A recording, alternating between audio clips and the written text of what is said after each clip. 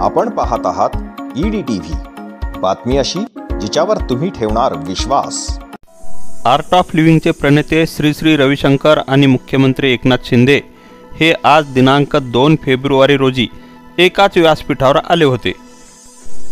निमित्त होते मंठा परतूर तालुक्यात जलतारा प्रकल्पाच्या माध्यमातून झालेली कामे शेतकऱ्यांपर्यंत पोहोचवण्यासाठी आयोजित केलेल्या अध्यात्म शेतकरी मेळाव्याला संबोधन करण्यासाठी। या दोन्ही मान्यवरांनी एक दुसऱ्यावर कौतुकांचा वर्षाव केला। कसा केला वर्षाव आणि कशा सांभाळून घेतल्या एक दुसऱ्यांच्या बाजू ते पहा फक्त आपल्यासाठी जसे बोलले तसे। आज का विषय जो है ये किसानों के लिए बहुत ही आत्मीयता का है, उनके फायदे का है आणि शेतकऱ्यांसाठी जीवन मरणाचं आपण म्हटलं तरी वावगं ठरणार नाही। कारण जलतारा या उपक्रमाला नाव दिलेलं आहे आणि जलसंधारणाकडून ग्राम समृद्धीकडे हा विषय अतिशय महत्त्वाचा। मी आता मगाशी बघितलं ते सॉफ्टपीठ विकासपीठ मला दाखवलं कृषिकमजीने। सोपी आयडिया आहे, असं काय कठीण नाहीये। जसं आपण विहीर आणि बोरिंगचं रिचार्जिंग करतो तसं शेताचं 1 एकर मध्ये 4x4 चे खड्डे बघितले, मोठे दगड टाकलेत, त्याच्यानंतर छोटे टाकलेत, त्याच्यानंतर आणखी छोटे ते मुरमाचे दगड टाकतील। त्यामुळे पूर्णपणे एवढ्या छोट्या खड्ड्याचा 4x4 चा सॉफ्टपीठ विकासपीठ ते अख्ख्या 1 एकरच्या शेताला पूर्ण पाणी जे आहे त्या 1 एकरच्या शेतामध्ये पाणी पसरेल, पाण्याची वॉटर लेवल वाढेल आणि त्या भागातल्या शेतकऱ्यांना याचा फायदा होईल।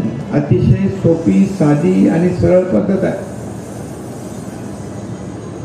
आणि प्रचंड जेव्हा पाऊस येतो तेव्हा देखील पिकाचं नुकसान होतं, चिखल होतो।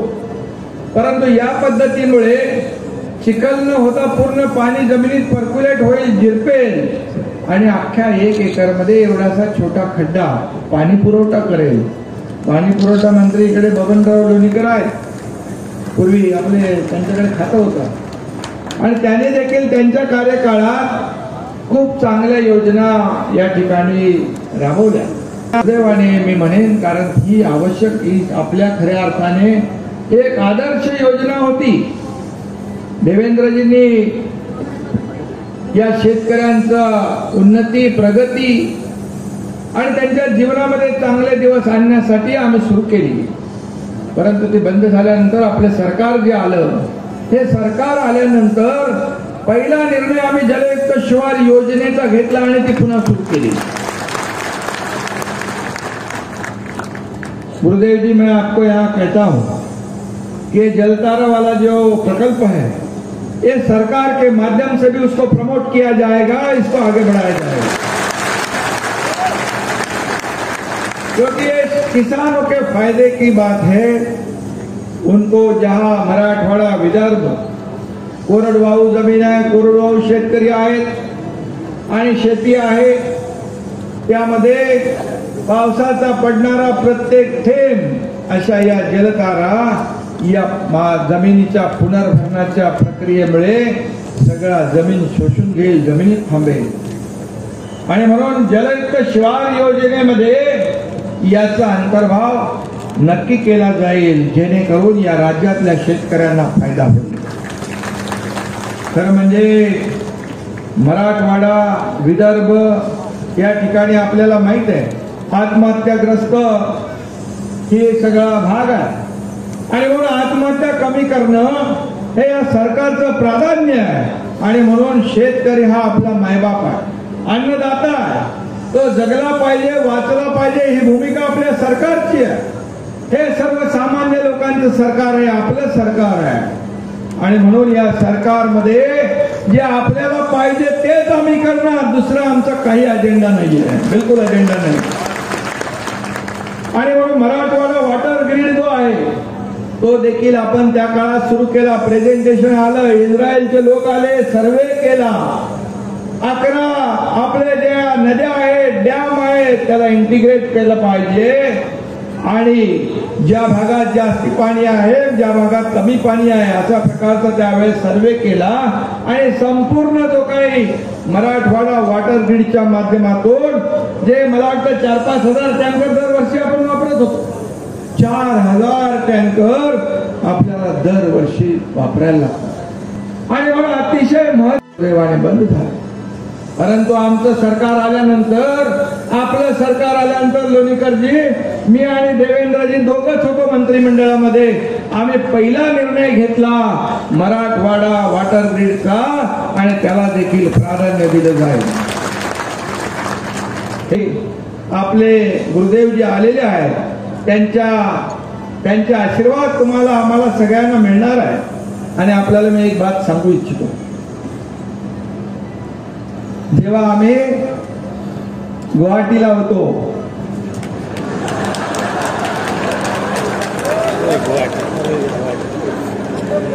तेव्हा गुरुदेवजीने मला फोनवर आशीर्वाद दिला होता.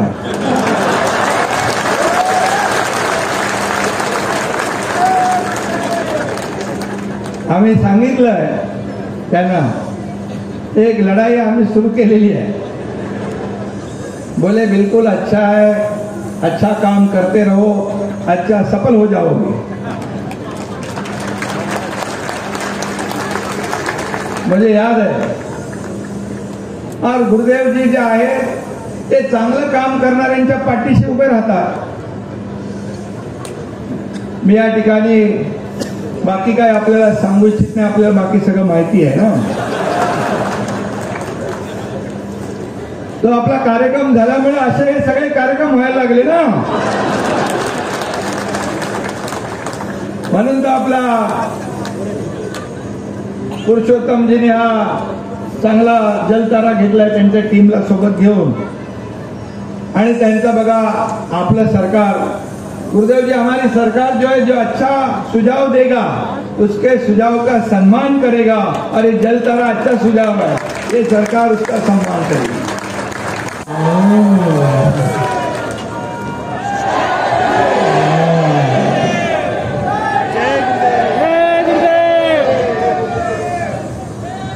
देखो, जल हो तो जीवन है, जीवन का आधार जल है. हमारे भारत में कोई भी पूजा होती है तो पहले जल की पूजा होती है, कलश की पूजा होती है, नदी की पूजा होती है. तो हम हमेशा पंचभूतों को आदर करते हुए आए, पृथ्वी को, जल को, वायु को, अग्नि को, आकाश को. यहाँ उपस्थित हमारे प्रिय माननीय मुख्यमंत्री शिंदे जी, आपने अपने वक्तव्य में बताया कैसे वो किसानों के लिए पूरी तरह से खड़े. पहले जब जलयुक्त शिविर का आयोजन कर रहे थे देवेंद्र फडणवीस, उन्होंने कहा 70% हमारा जो काम है आत्मनिर्भर वॉलंटियर के द्वारा हुआ है. स्वयं सेवक यदि किसी काम में लगते हैं वो काम सफल होता ही है. क्यों? वो दैवाश्रय और राजाश्रय दोनों को साथ में लेके चलते. दैवाश्रय से व्यक्ति का विकास होता है, राजाश्रय से समाज का विकास होता है. ये दोनों आवश्यक है. और महाराष्ट्र का धरती ये दोनों से प्राप्त संपन्न है अनादिकाल से. शिवाजी महाराज के समय पर उन्होंने सबको ऐसा आश्रय दिया, न केवल महाराष्ट्र मगर ये पंजाब तक, उससे ऊपर भी गए, नीचे तंजावुर, तमिलनाडु, श्रीलंका तक चले गए. धर्म का आश्रय राजाश्रय से पलटता है और धर्म का आश्रय से व्यक्ति सुखी रहता है. सत्ता का अलग बात होती है. यदि धर्म को छोड़ के, अपना सिद्धांत को छोड़ के सत्ता में जाते हैं वो ज्यादा समय टिकता नहीं है। अपने सिद्धांत पर टिके रहे, देर अबेर उनकी उन्नति होती ही है। अब जब व्यक्ति जनसामान्य से उठे हैं, जनसामान्य की दर्द जानते हैं। शिंदे जी सामान्य जनताओं में से उठे, हर एक की समस्या जानते हैं, दिल को जानते हैं। और मैंने देखा है वो रात को 12-12 बजे, मैं विदेश में था, वहां पर आपका फोन आता था कभी कभार, तो वो रात को 12 बजे तक, 12-12:30 बजे तक वो कि अपना प्रोग्राम में रहते थे, समूह में लोगों से मिलते थे। हमने कहा ये बहुत अच्छा एक गुण है, हमारे सब राजकारणियों को, राजनेताओं को अनुकरणीय है। सब इसको अपना पालन करें। है आपके पूरे टीम ऐसा है यहाँ पर, काफी मेहनत करते हैं, मेहनत करके ही तो काम बढ़िया होता है। मैं एक और रहस्य, आपने वो एक रहस्य आपको बताया गुवाहाटी की बात, मैं एक रहस्य की बात बताता हूँ आपको। जालना की मिट्टी में कुछ तो है बढ़िया बात।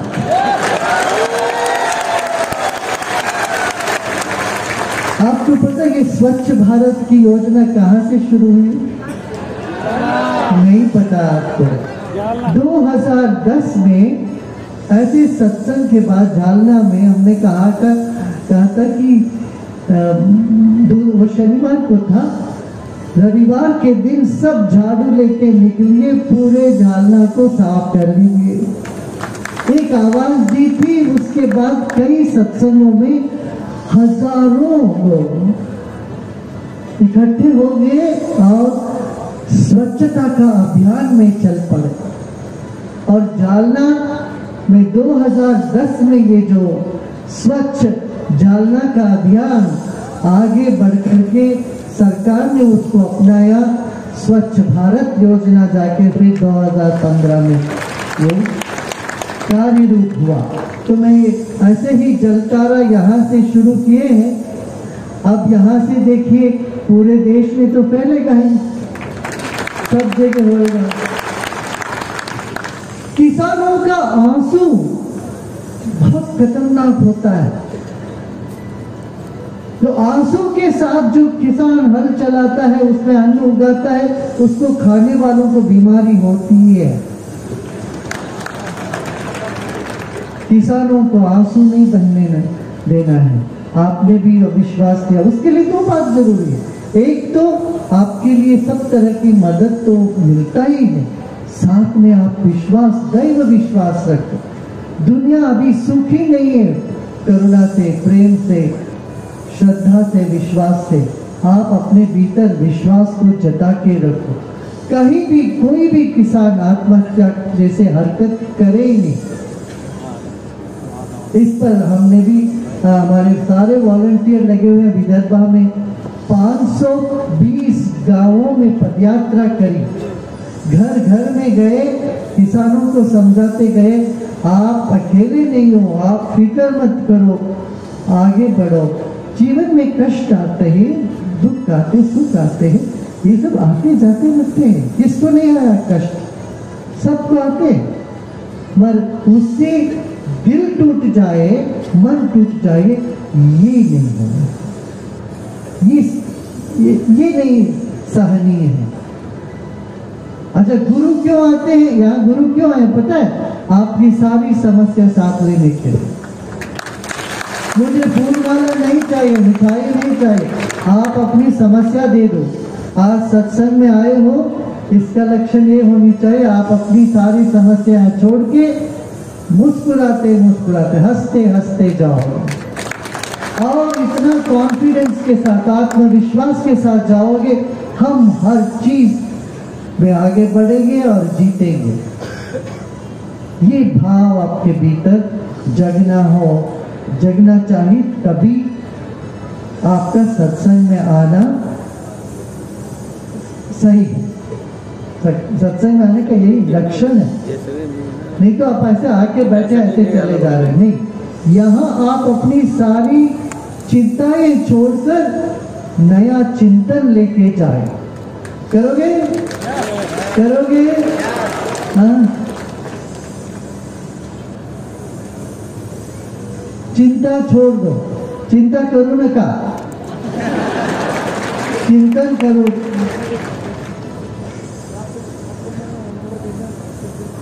मन प्रसन्न रहे तो शरीर और मजबूत होता है। इसलिए ध्यान, अभी देखो भारत सरकार के साथ आत्मनिर्भर मिलकर के हर घर ध्यान की एक नई योजना शुरू करी है। घर घर में ध्यान करें, मानसिक रोग से मुक्त रहे, ये है। इसलिए आप आजू बाजू में देखो, किसी की चेहरा मुरझा हुआ है तो बोलो चलो ध्यान करो। अरे चंद क्षण की जीवन है, मुस्कुराते मुस्कुराते गुजारो भाई। क्या रोते रोते जाना है? रोते रोते तो आए हैं, रोते रोते जाना नहीं है। ये संकल्प लेके जाएंगे। जब हम पैदा हुए जग हंसे हम रोए, अब जब जाएंगे हम जग रोए हम हंसे, तब हमने अच्छा जीवन जिया। ये जीवन जीने की कला, हम अपने आप को खुश रखें और आदर्श गांव, एक एक गांव को बनाना है। उसमें यही है, आपसी झगड़े झंझट को सब हम सुलझाएं बैठ के। नहीं तो छोटी छोटी चीजों पर हम इतने मुकदमे लड़ते रहते हैं, आदमी की जीवन खत्म हो जाता है, मुकदमे टलती नहीं है। बैठिए आप, हर एक गांव में ऐसी एक बुद्धिमान, बुद्धि ज्ञानी, समत्व वाला व्यक्ति हो, युवा हो। हमारे युवाचारी सब ऐसे काम कर रहे हैं, दिलों को जोड़ने का काम करते हैं और समस्या का समाधान भी निकल सकता है।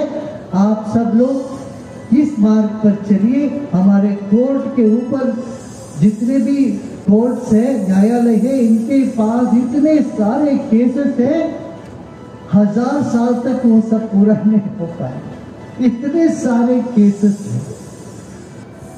और हम और भी केसेस डालते जाएंगे।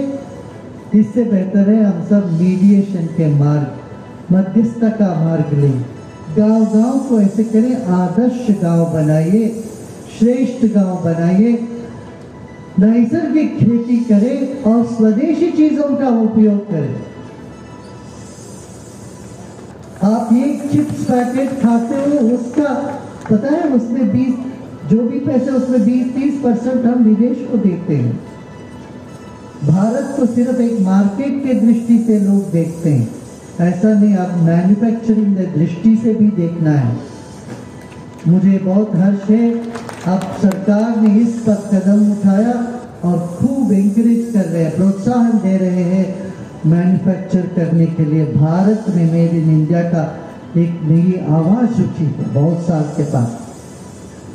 हम किसी चीज में कम नहीं है।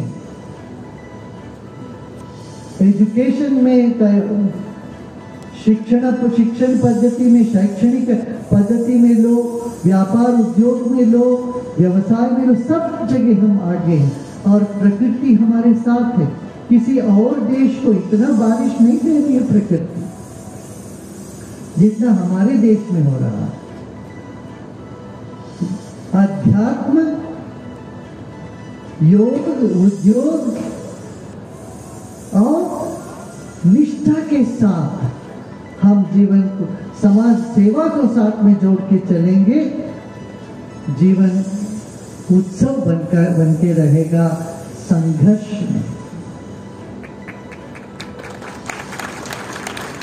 यहाँ मंच में आसीन शिंदे जी के पूरे टीम, इनकी उत्साह भी देखो, युवा जैसे उत्साह है।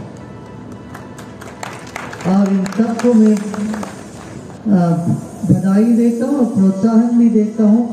आपके ये जो समय में आप महाराष्ट्र को एक अद्भुत क्रांतिकारी राष्ट्र के रूप में, देश के लिए एक निदर्श के रूप में आप आगे बढ़ाइए। आप सब सबको हमारा बहुत बहुत आशीर्वाद और बहुत प्रेम। या मेळाव्याला माजी राज्यमंत्री अर्जुनराव खोतकर, माजी मंत्री तथा आमदार बबनराव लोणीकर, माजी आमदार सुरेश जेथलिया यांच्यासह अन्य काही राजकीय मंडळीची देखील उपस्थिती होती। Dilip Pohanerkar, EDTV news, Jalna.